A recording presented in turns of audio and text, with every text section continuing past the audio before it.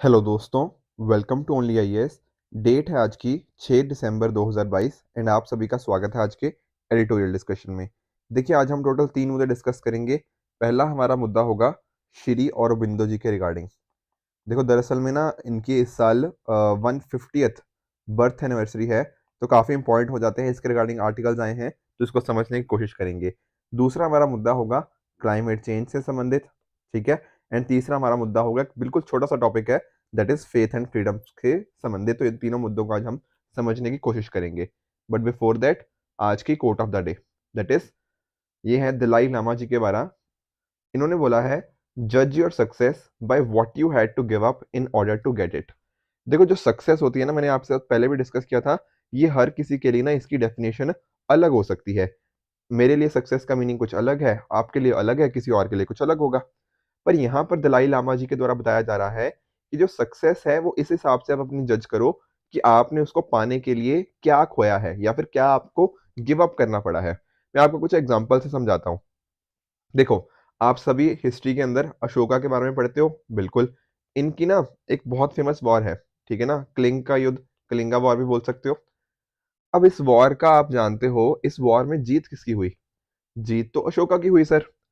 पर आपको याद है कितना ज्यादा इस वॉर के अंदर ब्लडशेड हुआ? ठीक है, कितने बच्चे, कितने महिलाएं, कितने लाइफ प्रॉपर्टी का डैमेज हुआ? बिल्कुल। तो यहाँ पर क्या हुआ, जो सक्सेस को पाने के लिए ना बहुत सारी चीजें गिव अप करनी पड़ी, ठीक है ना। ये सारा ब्लडशेड क्या है, ये सारी चीजें करनी पड़ी, राइट। तो ये जो सक्सेस है ना, किसी चीज के कॉस्ट के ऊपर आई है, ठीक है। सक्सेस आसानी से नहीं मिली, नहीं। ये इसके रिगार्डिंग कॉस्ट बियर करनी पड़ी, और वो कॉस्ट इतनी ज्यादा थी अशोका के लिए कि इस ना युद्ध युद्ध जीता युद्ध हारा इसका मतलब ही नहीं रह गया। आई बात समझ में? तो क्या हम इसको सक्सेसफुल मानेंगे कि भैया ये क्लिंग बार सक्सेसफुल हुई? नहीं। आपने जीत पाने के लिए बहुत कुछ गलत करना पड़ा, और बाद में अशोका ने ये चीज रियलाइज भी करी, और इनका ट्रांसफॉर्मेशन भी आप देख सकते हो। तो सक्सेस पाने के लिए आपने क्या चीज गिव अप करी, ये बहुत इंपॉर्टेंट हो जाता है। मैं आपको एक और एग्जांपल समझाता हूँ। मान लीजिए किसी के लिए ना पैसा कमाना सक्सेस है, कि बहुत सारा पैसा कमाना है। उसके लिए क्या हो सकता है?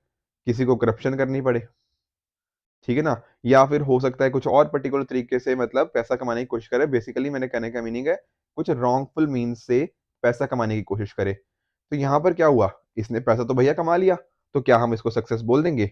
शायद नहीं। क्यों नहीं बोलेंगे? क्योंकि देखो, करप्शन करी है, मान लो आप आईएएस ऑफिसर हो, अगर आपने करप्शन करी है ना, तो करप्शन की वजह से आपको बहुत सारे नेगेटिव चीजें देखनी पड़ेंगी। जैसे फॉर एग्जाम्पल, आपकी अपनी इनर कॉन्शियस होती है ना, उसनो उसको आपने खो दिया। एक आपका पीस होता है, आपका मेंटल पीस, आपने अपनी शांति खो दी है, क्योंकि आपको पता है कि पता नहीं यार किस दिन मुझे करप्शन के केस में पकड़ लिया जाएगा, ठीक है ना।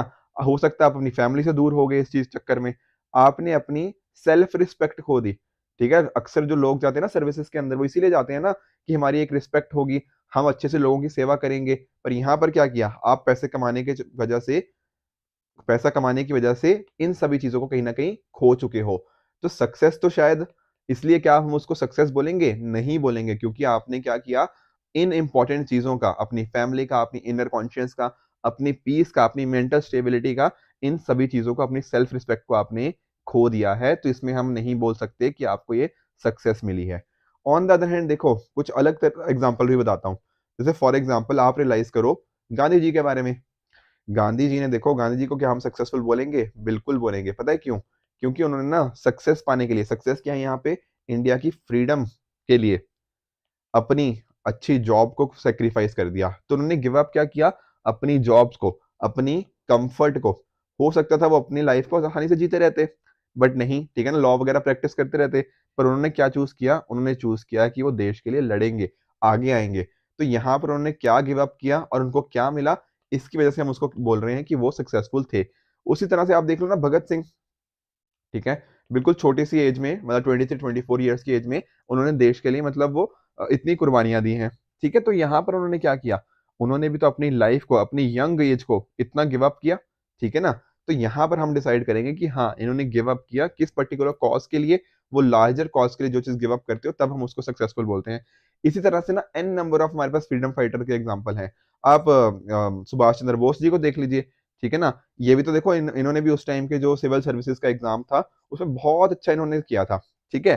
पर इन्होंने क्या डिसाइड किया? इन्होंने डिसाइड किया जब इंडियन नेशनल मूवमेंट के बाद सॉरी जो 1921 के बाद इन्होंने क्या डिसाइड किया कि नहीं, ये इंडिपेंडेंस के गोल को ज़्यादा परस्यू करना चाहते हैं, तो यहाँ पर इन्होंने अपनी जॉब को सेक्रीफाइस किया ताकि वो लार्जर गोल की तरफ बढ़ पाएँ।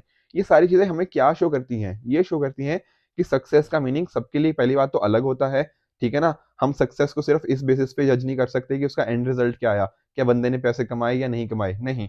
इसके लिए हमें ये भी देखना पड़ेगा कि वहाँ तक पहुँचने के लिए क्या रास्ता था, क्या उनको गिव अप करना पड़ा उस चीज़ को पाने के लिए। आई बात समझ में? बहुत सारे एग्ज़ाम्पल्स मैंने आपको लिस्ट करवाए, कुछ पॉज़िटिव लिस्ट करवाए, कुछ नेगेटिव लिस्ट करवाए। आई होप आप सभी ना इनका एग्ज़ाम्पल्स का थोड़ा ना आप इनके पास आपकी एक तरह से रिपॉजिटरी बनती जा रही है, ताकि जब आपका एग्ज़ाम आएगा, चाहे एथिक्स हो गया, एस्से हो गया, हिस्ट्री की बुक्स होगी, ठीक है? वहाँ पर आप इन एग्ज़ाम्पल्स को यूज़ करोगे ना, तो आई एम वेरी श्योर आप बहुत अच्छे मार्क्स स्कोर करने वाले हो। ठीक है जी? तो चलो स्टार्ट करते हैं आज के एडिटोरियल से। पहला एडिटोरियल है आज का श्री अरबिंदो एट 150 और इसको आप जीएस पेपर 1 के इस पर्टिकुलर कंपोनेंट के साथ रिलेट कर सकते हो। देखो ये वाले टॉपिक से कुछ क्वेश्चन ना आपके प्रीलिम्स में भी पूछे जा सकते हैं एंड डेफिनिटली मेंस में जो पर्सनैलिटी वाला सेक्शन होता है, वहाँ से तो आपको पूछा ही जा सकता है।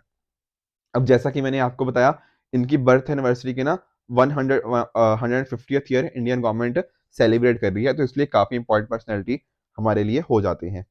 तो देखिए यहाँ पे राइटर बात क्या कर रहे हैं कि बंगाल के द्वारा ना बहुत सारे इंपॉर्टेंट थिंकर्स को प्रोड्यूस किया गया है। ओवर द टाइम आप जानते भी उस चीज़ को, जैसे फॉर एग्जांपल रामाकृष्ण परमहंस। अब आप इनको जानते हो कि इन्होंने बहुत इंपॉर्टेंट रोल प्ले किया, ठीक है ना? ये एक रिलीजियस लीडर थे, ठीक है? और ऐसा रिलीजियस लीडर, चलो ये हिंदुइज्म से रिलेटेड थे, बट कहीं न कहीं ऐसा नहीं है कि इन्होंने सिर्फ हिंदू रिलीजन को स्टडी किया, नहीं, इन्होंने इस्लाम रिलीजन को भी स्टडी किया, इन्होंने क्रिश्चियनिटी को भी स्टडी किया, ठीक है ना?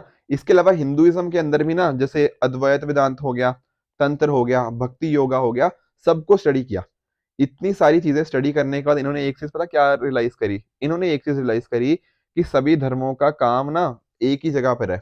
मतलब सभी धर्मों का जो एंड गोल है, वो एक ही है कि दुनिया में पीस हो। इसी वजह से इन्होंने बात क्या करी कि दुनिया में सभी धर्म एक ही हैं दरअसल में। उनका मतलब जो फाइनल गोल है, जो फाइनल गोल अचीव करना चाहते हैं, वो सभी धर्मों का एक ही है। तो एक तरह से इन्होंने दुनिया के अंदर यूनिटी की बात करी। आई बात समझ में? और रामकृष्ण परमहंस से इंस्पायर होकर इनके ही डिसाइपल थे स्वामी विवेकानंद जी, ठीक है? इन्होंने भी बहुत कंट्रीब्यूशन किया। इवन इन्होंने साथ-साथ जो रामकृष्ण मठ, ठीक है, आई एम वेरी श्योर आपने सुना होगा, रामकृष्ण मठ के बारे में सुना होगा या फिर रामकृष्ण मिशन के बारे में सुना होगा, ताकि फोकस किया जा पाए, लोगों को साथ में लेकर आ जा पाए, एक प्रॉपर अच्छे से दुनिया में सोशल वर्क हो, ठीक है ना? एजुकेशन को प्रमोट किया जा पाए, ठीक है? चैरिटी हो गया, इस तरह की चीज़ें स्वामी विवेकानंद जी ने करी, ठीक है? हम अक्सर डिस्कस भी करते रहते हैं स्वामी विवेकानंद जी को in various quotes as well. उसी तरह से देखो रवींद्रनाथ टैगोर, इनके बारे में तो आप सभी के सभी जानते ही हो, ठीक है ना? कि रवींद्रनाथ टैगोर जी का इम्पोर्टेंट कंट्रीब्यूशन कितना रहा है। चाहे आप उनका वर्क देख लीजिए, गीतांजलि एक पोइट्स की पोएम्स का एक कलेक्शन है। तो इस पर्टिकुलर कलेक्शन के अंदर इनको इतनी इम्पोर्टेंस थी कि ये इनको नोबेल प्राइज़ भी मिला 1913 के अंदर इन लिटरेचर। और ये ऐसा करने वाले ना दुनिया के पहले नॉन यूरोपियन थे। तो बहुत ही इम्पोर्टेंट इनका कंट्रीब्यूशन रहा है। इसके अलावा भी देखो, चाहे इंडिया का जो नेशनल एंथम है, जन गण मन हो गया, ठीक है? या फिर बांग्लादेश का नेशनल एंथम अमार सोनाल बंगला हो गया। साथ ही साथ जो श्रीलंका का नेशनल एंथम है ना, वो भी इनके द्वारा इंस्पायर है, ठीक है? ये दोनों जो जन गण मन हो गया और अमार सोनार बंगला हो गया, ये तो इन्होंने लिखे हैं। पर जो श्रीलंका का नेशनल एंथम है, वो भी इन्हीं के वर्क से इंस्पायर है। तो इनका काम भी देखो बहुत इंपॉर्टेंट रहा है, जब मैं बात करता हूँ रवींद्रनाथ टैगोर जी की। उसी तरह से जैसे बाकी आप देख रहे हो जोगेंद्रनाथ मंडल, शायद इनका नाम आप सभी ने सुना नहीं होगा। इसके बारे में थोड़ा बता देता हूँ। देखो दरअसल में ना ये बंगाल के थे, ठीक है, जोगेंद्रनाथ मंडल। तो इन्होंने क्या था, ये 1947 में जब इंडिया का फ्रीडम के साथ-साथ पार्टीशन भी हुआ, तो ये काफ़ी विरोध में थे पार्टीशन के, कि पार्टीशन नहीं होना चाहिए। और उस टाइम देखो बंगाल का भी पार्टीशन हमें देखने को मिला कि एक का बन गया ईस्ट पाकिस्तान, ठीक है ना? जो आज के टाइम पे बांग्लादेश है, ये उसके बिल्कुल अगेंस्ट थे कि नहीं, ये ईस्ट पाकिस्तान नहीं बनना चाहिए, ये हमारा यूनाइटेड ही रहना चाहिए। पर बाद में क्या हुआ आप जानते हो, ईस्ट पाकिस्तान बना, ठीक है? तो इस पर्टिकुलर ईस्ट पाकिस्तान के अंदर ना इन्होंने एज़ अ लॉ मिनिस्टर की तरह सर्व किया। पर बाद में इन्होंने रियलाइज़ किया कि नहीं, जो पाकिस्तान की गवर्नमेंट है, वो वहाँ के जो दलित्स हैं, बेसिकली जो शेड्यूल कास्ट है, उनके अगेंस्ट काम कर रही है। उनके लिए मतलब अच्छा काम नहीं कर रही। तो इन्होंने क्या किया, इन्होंने रिज़ाइन कर दिया वहाँ के लॉ मिनिस्टर से और ये वापस आ गए इंडिया के अंदर, बेसिकली बंगाल में आकर इन्होंने फिर कंटिन्यूसली काम करते रहे for the upliftment of schedule caste या दलित आप बोल सकते हो। आई बात समझ में? ये तो जोगेंद्र नाथ मंडाल जी के बारे में। उसी तरह से श्री अरबिंदो, ये तो देखो आज हम इनके बारे में अच्छे से डिस्कस करेंगे, तो अभी इनको रुक जाते हैं, इनका डिस्कशन करेंगे पूरा डिटेल में। उसी तरह से आप जानते हो खुदीराम बोस जी के बारे में, ठीक है। दरअसल ना देखो ये बात 1908 की है, ठीक है। उस टाइम पे खुदीराम बोस और साथ ही साथ प्रफुल्ल चाकी, ये दो इंपॉर्टेंट फ्रीडम फाइटर्स थे। इन्होंने मिलकर कोशिश करी, उस टाइम के एक मजिस्ट्रेट थे, मजिस्ट्रेट किंग्सफोर्ड, उनको मारने की कोशिश करी, बेसिकली उनके ऊपर बॉम्ब गिराने की कोशिश करी, बट गलती से इन्होंने किसी और के ऊपर बॉम्ब गिरा दिए और उसकी वजह से 2 वुमेन की डेथ हो गई। तो वहां पर फिर ना खुदीराम बोस जी को पकड़ा गया एंड अकॉर्डिंगली फिर इस चीज को अब हमें देखने को मिल जाता है। और इसी को क्या बोलते हैं? Muzaffarpur conspiracy case. आई बात समझ में? और ये काफी ना यंग थे, बेसिकली 18-19 साल के ही थे जब बेसिकली इन्होंने इतना इंपॉर्टेंट कंट्रीब्यूशन हमारे देश के लिए दिया। तो इस तरह से राइटर यहाँ पे बात कर रहे हैं कि बंगाल के द्वारा बहुत बहुत इंपॉर्टेंट फ्रीडम फाइटर्स कह लीजिए, बहुत इंपॉर्टेंट पोइट्स कह लीजिए, बहुत ही रेवोल्यूशनरी थिंकर्स बंगाल से हमारे यहाँ पे देखने को मिल जाते हैं। और उनमें से एक इंपॉर्टेंट कौन है? उनमें से एक इंपॉर्टेंट है श्री अरबिंदो घोष जी। ये एक इंपॉर्टेंट थिंकर थे, ठीक है। वेस्टर्न फिलोसफी से इन्होंने काफी सारी चीजें सीखी और फिर इंडिया में आके ना उसको कोशिश करी कि इंटीग्रल योगा की मदद से, ताकि वो स्पिरिचुअल ट्रांसफॉर्मेशन की तरफ आगे बढ़ पाए। समझ आया कि वेस्टर्न चीजों से भी सीखा है, इंडियन चीजों से भी सीखा है, एंड उसको ना यूनिक तरह से इंडियन ढंग से योगा के थ्रू बांधने की कोशिश करी है। इसके साथ ही साथ ये काफी कृष्ण जी से काफी इंस्पायर्ड थे। अब कृष्ण जी देखो, आप खुद जानते हो कृष्ण जी क्या थे? एक किंग भी थे, ठीक है ना। महाभारत के अंदर आप नोटिस करोगे तो काफी जगह पे, जैसे फॉर एग्जाम्पल जो गीता का उपदेश दिया था, तो एडवाइजर हो गया, ठीक है, स्ट्रेटेजिस्ट हो गया, फ्रेंड हो गया, एक तरह के डिप्लोमेट भी हमें यहाँ पे देखने को मिल जाते हैं। तो श्री कृष्णा से काफी ज्यादा इंस्पायर थे। और इवन अगर आप नोटिस करोगे तो यहाँ पर आपको देखने को मिलेगा कि इनका एक वर्क था कर्म योगिन, ठीक है, एक तरह का वीकली जर्नल था। उसके अंदर जब ना, जो अलीपुर बॉम्ब केस की बात कर रहा हूँ, तो जो बेसिकली मैंने डिस्कस किया भी, तो उसके बाद जब ये बाहर आए उससे, ठीक है ना, तो उसके बाद उन्होंने बहुत इंपॉर्टेंट कंट्रीब्यूशन दिया इस पर्टिकुलर वीकली जर्नल के थ्रू। साथ ही साथ उन्होंने बात करी कि किस तरह से जो भगवत गीता का सेंस है वो काफी लोगों तक कैसे पहुंचा जाए। जो कृष्ण जी ने एक तरह से लेसन दिया था भगवत गीता के अंदर, उस लेसन को दुनिया तक कैसे लेकर आया जा पाए, इसकी उन्होंने बात करी। पर ये सारी बातें तो चलो हम करते हैं, पर इनका ना कास्ट डिस्क्रिमिनेशन को खत्म करने के अंदर भी बहुत इंपॉर्टेंट रोल था। और राइटर बोल रहे हैं कि ज्यादा बात होती नहीं है इनके कास्ट डिस्क्रिमिनेशन के वर्क के रिगार्डिंग। तो आज हम उसी को डिस्कस करेंगे। देखो अगर आप कभी पौंडीचेरी गए हो ना, तो पौंडीचेरी में आपको ओरोविल आश्रम देखने को मिलेगा, बहुत ही फेमस है। और ये जो ओरोविल आश्रम है ना, ये यूनिवर्सल टाउन की तरह माना जाता है, ठीक है ना। कि यहाँ पर बेसिकली ना कोई भी कल्चर हो, कोई भी ट्रेडिशन हो, कोई भी रिलीजन का बंदा हो, कोई भी नेशनैलिटी का बंदा हो, सब लोग क्या आपस में बहुत ही प्यार मोहब्बत से रहते हैं। और इसका जो आइडिया था वो दरअसल में श्री अरबिंदो जी के द्वारा ही दिया गया था। यहाँ पर कोई भी मैन मेड डिवीजन को यहाँ पे माना नहीं जाता। हर तरह की कोई भी सोशल डिवीजन हो ना, कि हाँ आप इस कास्ट के हो, आप इस रिलीजन के हो, नहीं। यहाँ पर ये सारे के सारे इससे हम थोड़ा दूर ही रहते हैं। और यही सारी बातें ना इन्होंने कुछ बुक्स के अंदर बात करी हैं, जैसे for example caste and democracy हो गया, an Hindu spirit of caste rigidity, caste and representation. In different different works के अंदर इन्होंने अपनी ये बातें बताई हुई हैं। देखो ये वर्क्स का मैं इसलिए स्पेशली जिक्र कर रहा हूँ क्योंकि प्रीलिम्स के अंदर इस तरह के काफी क्वेश्चन आ जाते हैं कि ये वाला वर्क किसने लिखा, ये वाली बुक किसके द्वारा लिखी गई, ये वाला न्यूज़पेपर कौन एडिट करता था। ये क्वेश्चंस काफी बार आए हुए हैं, तो मेक श्योर कि आप यहाँ पर भी इन चीजों का भी ध्यान रख रहे हो। इसके साथ ही देखो 1907 में जब वंदे मातरम था, ठीक है, वंदे मातरम क्या है दरअसल में? एक इंग्लिश न्यूज़पेपर था, ठीक है, वीकली न्यूज़पेपर था। ये एक जो बिपिन चंद्र पाल थे ना, उनके द्वारा ये फाउंड किया गया था। पर उसको एडिट कौन करते थे? एडिट किया जाता था श्री अरबिंदो के द्वारा। तो इन्होंने यहाँ पे इसके अंदर भी वो सारी बातें करी हुई हैं। तो इस तरह से आप देख सकते हो कि श्री अरबिंदो की फिलॉसफी कितनी इंपॉर्टेंट यहाँ पे हमारे लिए हो जाती है। इसके अलावा जब हम बात करते हैं बाल गंगाधर तिलक की, तो तिलक जी से भी काफी ज्यादा इंस्पायर्ड थे श्री अरबिंदो घोष। इन्होंने जो अलग अलग रेवोल्यूशनरी एक्टिविटीज थी, ठीक है, ब्रिटिश रूल के अगेंस्ट रोल प्ले किया, ये सारे तो आप जानते ही हो तिलक जी के बारे में। पर साथ ही साथ एक इंपॉर्टेंट रोल प्ले किया हमारे सोशल फैब्रिक, हमारी जो कंट्री के अलग अलग डिविजन्स थी उनको साथ में लेकर आने के अंदर। देखो जब हम बात करते हैं ना तिलक की, तो तिलक के कुछ आइडियाज है, जैसे फॉर एग्जांपल इन्होंने बात करी है कि ये जो सोशल इनइक्वालिटी है ये इंडिया के लिए बहुत ही हार्मफुल है। इस तरह की बातें करी हैं और इस वजह से जो अरबिंदो जी हैं वो काफी ज्यादा इंस्पायर्ड थे। उन्होंने अपनी राइटिंग्स के अंदर ये बात लिखी भी है कि वो तिलक से काफी इंस्पायर्ड थे इन कामों के लिए कि दुनिया में से हम कास्ट डिस्क्रिमिनेशन को खत्म कर पाए। इसके अलावा सब लोग इक्वल हैं, चाहे वो किसी भी देश के हों, किसी भी धर्म के हो, किसी भी रिलीजन के हो। एंड साथ ही साथ इनका आइडिया क्या था कि सब लोग इक्वालिटी की तरफ चलें, चाहे कास्ट बेसिस पे ऊपर हो, ऊपर नीचे हो, चाहे रिच हो, पुअर हो, मिडिल क्लास हो, कोई फर्क नहीं पड़ता, मैन हो वुमेन हो, हमारे यहाँ पे इक्वालिटी होनी ही चाहिए। और यही दरअसल में सही मायनों में अंदर क्या है, एक हमारा नेशनलिज्म है। इन्होंने बात करी कि जो हम एजुकेशन दे रहे हैं ना, वो एजुकेशन भी इस तरह से होनी चाहिए जो वेदांतिक फिलॉसफी को माने। और वेदांतिक फिलॉसफी क्या है, हमारी इक्वालिटी की, बराबरी की भावना है। और इन्होंने ऐसा बोला कि जो ब्रिटिशर्स हैं उन्होंने यूज किया है इस कास्ट को एज अ पॉलिटिकल इंस्ट्रूमेंट, ताकि वो इंडियन सोसाइटी को डिवाइड कर पाए और इंडियंस कभी ये बात ही ना रख पाए कि हमें हमें भी आज़ादी चाहिए। तो आज़ादी रोकने के लिए क्या किया गया, कास्ट को as a political instrument use किया गया।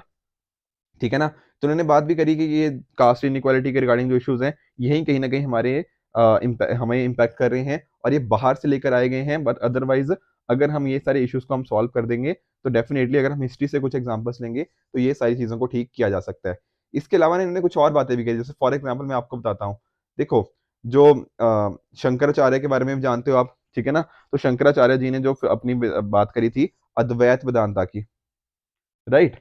अब ये जो शंकराचार्य थे ना, ये काफी ज्यादा इंस्पायर्ड थे उस टाइम पे जो चंडाल थे। दरअसल में चंडाल क्या होता है, एक लोअर कास्ट को बोला जाता है बेसिकली। तो वहां से इन्होंने काफी सारी चीजें सीखी, बहुत सारे इनके बीच में आपस में डायलॉग्स भी हुए थे, वार्तालाप भी हुई थी, जिसकी वजह से क्या था, जिसकी वजह से आदि शंकराचार्य को बहुत एज इन काफी ना इन्होंने अपनी फिलोसफी के अंदर चेंजेस किए उस बेसिस के ऊपर। उसी तरह से जब मैं बात करता हूँ चोखामाला की, देखो चोखामेला क्या है, बेसिकली महाराष्ट्र के अंदर ये एक हिंदू सेंट थे। ये बिलोंग करते थे महार कास्ट को, ठीक है ना। ये भी एक तरह से लोअर कास्ट मानी जाती है, बेसिकली अनटचेबल की तरह इनको ट्रीट किया जाता है। पर चोखा मेला का बहुत इंपॉर्टेंट रोल रहा है किसके अंदर, एन भक्ति मूवमेंट के आप मान सकते हो, ठीक है। दरअसल में जो नामदेव पोइट थे ना उस टाइम के, तो नामदेव से काफी ज्यादा इंस्पायर्ड थे चोखा मेला। फिर बाद में चोखा मेला जी ने काफी इंपॉर्टेंट रोल प्ले किया, अलग अलग अभंग लिखे, ठीक है। तो इस तरह से आज के टाइम पे इनको बहुत सारे लोग जो बेसिकली ब्राह्मण्स हैं वो इनको बहुत मानते हैं। तो इस तरह से आप देख सकते हो ना कि हमारी हिस्ट्री के अंदर जो अगर आप नोटिस करोगे तो कास्ट बेस्ड डिस्क्रिमिनेशन ज्यादा नहीं था। पर एज अ अगर आप बात करोगे श्री अरविंदो जी को ऐसा माना था कि ब्रिटिशर्स ने इसको as a political tool use किया हमारी कंट्री के अंदर। इसके साथ ही रामानुजाचार्य की आप बात कर सकते हो, ठीक है। तो इन्होंने भी कोशिश करी इसी सभी चीजों की। उसके अलावा एक इंपॉर्टेंट जो नाम है दैट इज महाराजा सयाजी राव गायकवाड़। इनका अगर आप नोटिस करोगे ना तो इन्होंने, जो कि बड़ौदा के रूलर थे, इन्होंने हेल्प करी अंबेडकर जी को पढ़ने के लिए कोलंबिया के अंदर, ठीक है। कोलंबिया पढ़ने जाना था इनको अब्रॉड के अंदर, तो वहां पर इन्होंने हेल्प करी। इसके साथ ही साथ आप नोटिस करोगे कि औरबिंदो जी को भी इन्होंने ही हेल्प करी, महाराजा सयाजी राव गायकवाड़ जी ने। किसके लिए, ताकि ये एक प्रॉपर जॉब ले पाए एट एमएस यूनिवर्सिटी जब ये लंदन से वापस आए। तो बेसिकली कहने का पॉइंट क्या है, यहाँ राइटर ना थोड़ा सा कोरिलेशन लेकर आ रहे हैं। कोरिलेशन किसके अंदर, डॉक्टर बी आर अम्बेडकर और साथ ही साथ औरबिंदो जी के अंदर, कि इन दोनों ने ना दलित्स के लिए बहुत इंपॉर्टेंट रोल प्ले किया हुआ है, ठीक है ना। तो इस तरह से ये बता रहे हैं कि जैसे डॉक्टर बी आर अम्बेडकर ने कितना इंपॉर्टेंट रोल प्ले किया ताकि दलित्स आगे आ पाए, उसी तरह से यहाँ पर औरबिंदो जी का भी कॉन्ट्रीब्यूशन बहुत इंपॉर्टेंट था। हम देखो उनकी ज्यादा बात नहीं करते कास्ट डिस्क्रिमिनेशन के रिगार्डिंग, बट अब जरूरत है कि हम उनके रिगार्डिंग भी बात करें। अब जब 150th एनिवर्सरी है ना उनकी, ये सबसे अच्छा इंपॉर्टेंस है, ताकि हम उनकी बात करें, उनकी टीचिंग से बहुत सारी चीजें सीखें, ताकि जो इंडिया के एक आइडिया है जिसमें सभी धर्मों की जगह है, सभी लोगों की जगह है, अलग अलग जो हमने मैन में डिविजन है, ये जो कास्ट डिस्क्रिमिनेशन है इसको हम आजकल अपनी कंट्री से हटा पाएं और हमारी कंट्री को और भी पीसफुल एंड प्रॉस्पर्स बना पाएं, ऐसा यहाँ पे राइटर का बोलना है। तो ये हो गया हमारा पहला एडिटोरियल। दोस्तों, हमारा जो दूसरा आर्टिकल है वो है फेथ एंड फ्रीडम से संबंधित, और इसको आप जीएस पेपर 1 के इस पर्टिकुलर कंपोनेंट के साथ रिलेट कर सकते हैं। देखिए, आप सभी जानते हो कि आजकल ना काफ़ी इसके रिगार्डिंग बात चल रही है, रिगार्डिंग रिलीजियस कन्वर्जन। बस तो काफ़ी सारे सालों से ही चल रही है। पर राइटर का ये पॉइंट है कि आजकल ना हो क्या रहा है कि दरअसल में जुडिशरी का बहुत ज़्यादा टाइम इस चीज़ में चला जाता है, इन केसेस की रिगार्डिंग, इन केसेस को सुनते हुए। काफ़ी बार देखो, आप सुनते भी हो कि एक बंदे ने ना, मान लो किसी एक रिलीजन का पर्सन था, इसने किसी दूसरे रिलीजन में कन्वर्ट कर लिया। अब क्या इसने अपनी मर्जी से कन्वर्ट किया है, या फिर किसी के दबाव में आके किया है, या फोर्सफुली किया गया है, या फिर कुछ रिलीजन के नाम पे ना कुछ धोखाधड़ी करी गई है, इस तरह की चीजें, राइट। तो इसके रिगार्डिंग ना कोर्ट का बहुत सारा टाइम चला जाता है, ऐसा यहाँ पे राइटर का मानना है। अब देखिए गुजरात गवर्नमेंट ने भी ना एक लॉ लेकर आए हुए हैं, ऑल्दो ये लॉ थोड़ा पुराना है, एंटी कन्वर्जन लॉ, पर इसमें कुछ चेंजेस लेकर आए गए थे 2021 के अंदर। वो चेंजेस क्या थे? इन्होंने एंटी कन्वर्जन के अंदर ना कन्वर्जन बाय मैरिज को भी डाल दिया, कि अगर शादी के लिए मतलब कोई कन्वर्ट करता है तो वहां पर भी ना वहां के डिस्ट्रिक्ट मजिस्ट्रेट को एक बार वहां से परमिशन लेनी पड़ेगी एक तरह से। तो यहाँ पर राइटर का व्यू पॉइंट है कि ये डिस्ट्रिक्ट मजिस्ट्रेट से परमिशन लेने वाली बात है, ये काफी क्वेश्चनेबल है। रीजन क्या है? रीजन ये है कि सुप्रीम कोर्ट ने ना एक जजमेंट दिया था, व्हाट इज दैट, कि राइट टू जो मैरिज है वो एक फंडामेंटल राइट है। मैं आपको एक्चुअली में थोड़ा केस समझाने की कोशिश करता हूँ। देखो दरअसल में यूपीएससी ने प्रीवियस ईयर क्वेश्चन प्रीलिम्स में पूछा भी हुआ है, तो इसे थोड़ा डिटेल में समझ लेते हैं। दरअसल में हुआ क्या था, आज से आई थिंक 2016-17 की बात है अप्रोक्सीमेटली। तो एक लड़की थी अखिला अशोकन करके, ठीक है ना। इसके पेरेंट्स ने एक दिन कंप्लेंट करी कि ये मिसिंग हो चुकी है। बाद में क्या हुआ, बाद में पता लगा कि इनका किसी और पर्टिकुलर पर्सन के साथ she is in love with a person, ठीक है।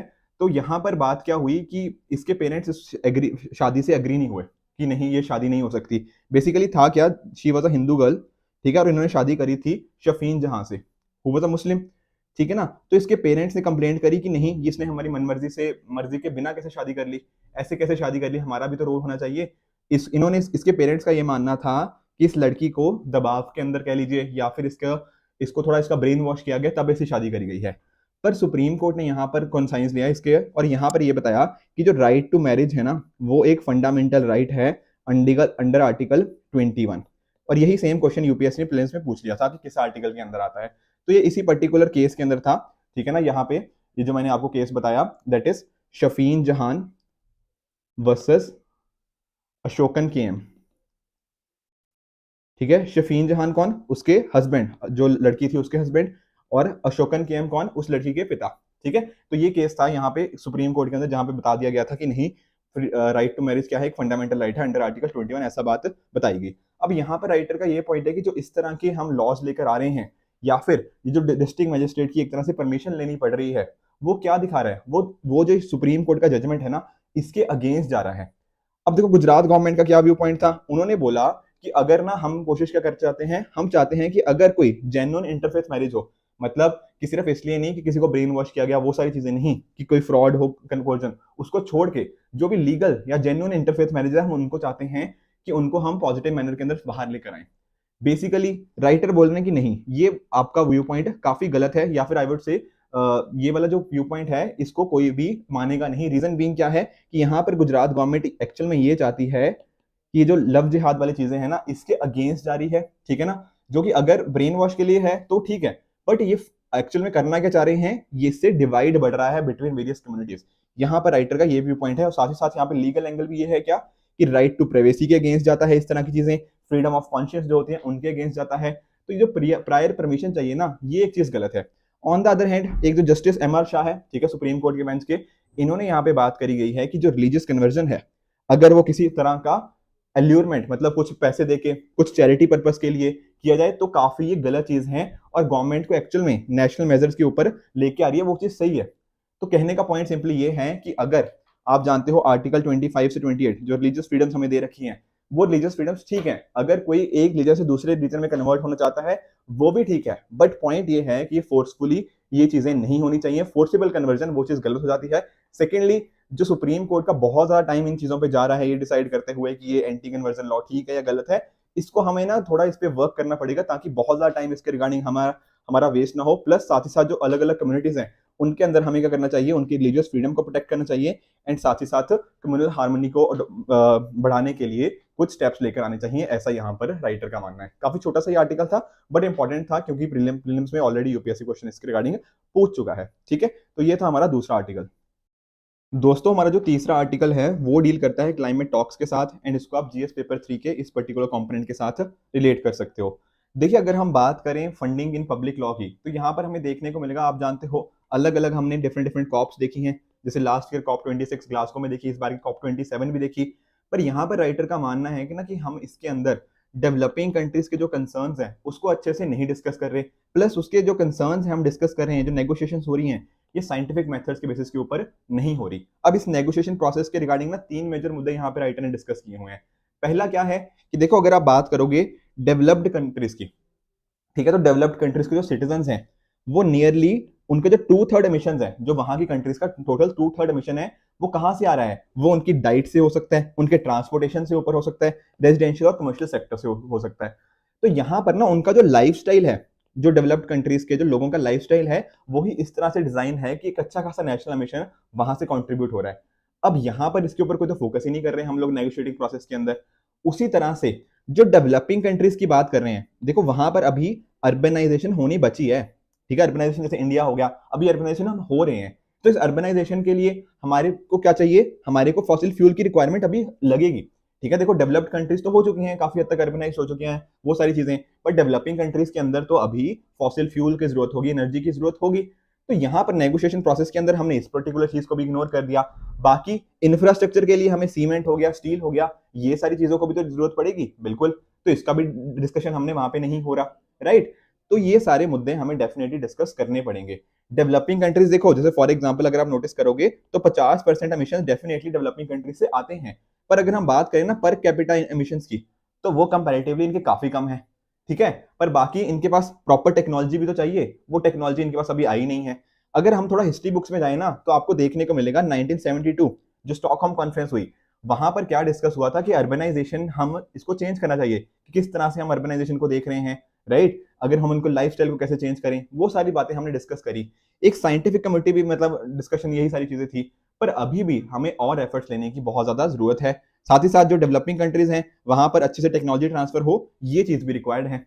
अब ये जो क्लाइमेट डेट्स हम कर रहे हैं इसके अंदर, जैसे फॉर एग्जांपल आप पेरिस एग्रीमेंट को देख लीजिए, तो यहाँ पर हमने क्या बात करी थी कि 1.5 डिग्री टेम्परेचर तक हम, मतलब उससे ज्यादा राइज नहीं होने देंगे। ठीक है, 2 डिग्री मैक्सिमम था, पर 1.5 डिग्री तक हम रोकने की कोशिश करेंगे। और साथ ही साथ आईपीसीसी ने यह भी बोला था कि नेट एमिशन हम 2050 तक जीरो करें।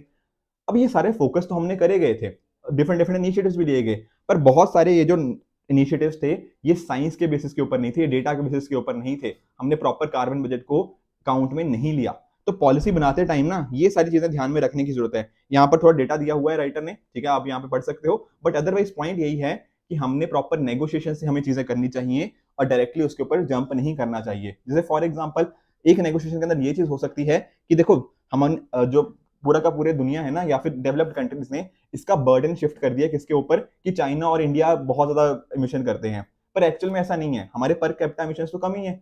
तो वो सारी चीजें हमें नेगोशिएशन के अंदर देखनी पड़ेगी। जो हिस्टोरिकल रिस्पॉन्सिबिलिटी है ना डेवलप्ड कंट्रीज की, जो उन्होंने जब इंडस्ट्रियल रेवोल्यूशन से कंटिन्यूसली वो इमिशन करते आ रहे हैं, तो उनकी बहुत इंपॉर्टेंट रिस्पॉन्सिबिलिटी बनती है। ठीक है ना। वेस्टफुल यूज ऑफ एनर्जी, जैसे अभी डिस्कस किया ना कि वहां के सिटीजन का कितना मेजर रोल है, उनका जो लाइफस्टाइल था वो कितना मेजर कॉन्ट्रीब्यूशन कर रहा है उसके रिगार्डिंग। बाकी साथ ही साथ एक तरह का प्रॉपर फाइनेंस होना चाहिए। ठीक है ना, और इस फाइनेंस को ना सिर्फ और सिर्फ पॉलिटिकल ऑब्जेक्टिव के लिए नहीं यूज होना चाहिए। ठीक है ना, कि हमने बस दिखाने के लिए कर दिया, नहीं, वो प्रॉब्लम को सॉल्व करने के अंदर होना चाहिए। अभी देखो COP27 के अंदर आप जानते हो जो लॉस एंड डैमेज फंड की बात हुई, बेसिकली ये लॉस एंड डैमेज फंड क्या है? देखो कुछ ऐसे पर्टिकुलर कंट्रीज होती हैं जो बहुत ज्यादा इंपेक्टेड हैं, किससे? कुछ इस तरह के रिस्क के साथ। जैसे फॉर एग्जांपल सी लेवल बहुत ज्यादा राइज कर रहा है, हीट वेव्स बहुत बहुत लंबे टाइम तक हैं, डेजर्टिफिकेशन हो गया, सी एसिडिफिकेशन हो गया, ठीक है, कुछ एक्सट्रीम इवेंट्स हो गए, बुश फायर्स हो गया, क्रॉप फेलियर हो सकता है, ठीक है ना, स्पीशीज का एक्सटिंक्शन हो सकता है। ये सारी अलग अलग चीजें हैं। अब कुछ कंट्रीज ना बहुत ज्यादा वल्नरेबल है, अब उन पर्टिकुलर वल्नरेबल कंट्रीज को उनके लिए कंपनसेशन देना चाहिए इन different different climate related disaster के कॉरस्पॉन्डिंग। ऐसा यहाँ पर राइटर ने बोला है कि ये जो हम बात करें ना लॉस एंड डैमेज फंड की, तो ये प्रॉपरली होना चाहिए। ऐसा नहीं होना चाहिए कि सिर्फ आपने दिखाने के लिए ये चीजें कर दी। उसके साथ ही लॉन्ग टर्म ट्रेंड भी हमें देखना पड़ेगा। वो क्या है? देखो अगर आप नोटिस करोगे ना, तो डेवलप्ड कंट्री का शेयर 30% के आसपास होगा 2035 में, और इनकी पॉपुलेशन कितनी है? 1/6। बेसिकली 16% इनकी पॉपुलेशन होगी और 30% इनका कॉन्ट्रीब्यूशन होगा इस पर्टिकुलर चीज के कॉरस्पॉन्डिंग। और जो अगर हम बात करें एशिया की, तो 50% पॉपुलेशन है एशिया में और सिर्फ वो 40% करती हैं।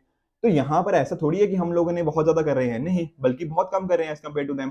तो फोकस उन चीजों पर हमारा देखना चाहिए। हर तरह की जो हम नेगोशिएशन कर रहे हैं उनमें ये सारी चीजों को हमें अकाउंट फॉर करना ही पड़ेगा। बाकी आप सभी जानते हो कि जो पिछले बार COP26 के अंदर हमारे प्रधानमंत्री जी के द्वारा जो लाइफ के बारे में बात करी गई, एक तरह का लाइफस्टाइल फॉर एनवायरनमेंट, हमारा जो कंजम्पशन है, हमारे जो लोगों का पैटर्न है, किस तरह से क्या लाइफस्टाइल कैसा होना चाहिए, उन सभी चीजों की बात करी गई है। बात करी गई है प्रो प्लैनेट पीपल की, ठीक है, सिर्फ कंट्रीज की, सिर्फ गवर्नमेंट्स की, इन सभी की जिम्मेदारी नहीं है, मेरी आपकी, हम सभी की जिम्मेदारी है। एक तरह की यहाँ पर बात किसकी करी गई थी, कलेक्टिव ड्यूटी की बात करी गई थी, राइट, कि लाइफस्टाइल हमारा उस तरह से होना चाहिए कि जो एनवायरनमेंट के अंदर अच्छे से इनकलकेट हो पाए, हमारी जो डाइटरी पैटर्न्स हैं उसको इस तरह से बनाया जा पाए, ठीक है, हमारे जो अलग अलग एक्शंस हैं उनको हम इस तरह से करें, तो छोटे छोटे स्टेप्स लेके चलें, ठीक है, ताकि हम किसकी तरफ मूव कर पाए, प्रो प्लेनेट पीपल की तरफ, ऐसा इन्विसाज किया गया था लाइफस्टाइल फॉर एनवायरनमेंट के अंदर।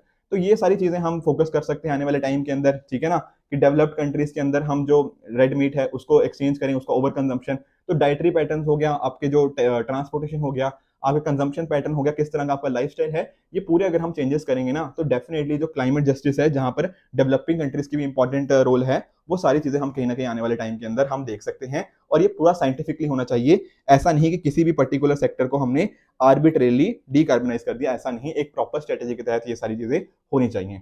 ठीक है फ्रेंड्स, तो ये थे आज के तीनों एडिटोरियल। आई होप आपको तीनों आर्टिकल अच्छे समझ आए होंगे। इसी तरह से आप भी अपने एंड पे हार्ड वर्क करते रहिए। Good bye and good luck.